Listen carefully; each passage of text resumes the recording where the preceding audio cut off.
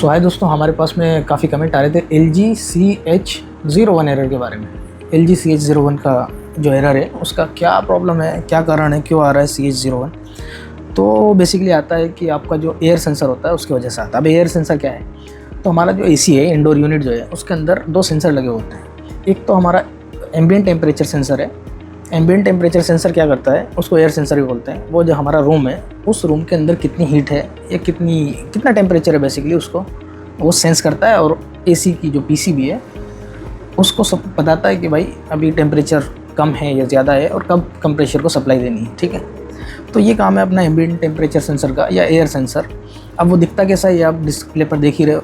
ठीक है, तो ये हमारा प्लास्टिक का इसका हेड होता है। एक ही सेंसर के अंदर दो सेंसर मिलेंगे आपको, एक ही कनेक्टर के साथ में कनेक्ट होंगे दो सेंसर। एक के पास में आपका कॉपर का हेड होता है और ये एक में प्लास्टिक का हेड है। ठीक है, अब ये कनेक्टर कभी कभी लूज़ भी हो जाता है, तो सबसे पहले तो हमें चेक करना है कि उसको निकाल करके ना और इसको दोबारा लगाएं। ठीक है, तो कभी कभी कनेक्टर लूज़ की वजह से ही आ जाता है, तो ये आपको रिकनेक्ट करना है सबसे पहले। उसके बाद फिर टेक्निकल काम शुरू हो जाता है, जैसे कि आपको वोल्ट चेक करना है कि जिस कनेक्टर पर ये लगाना है हमने।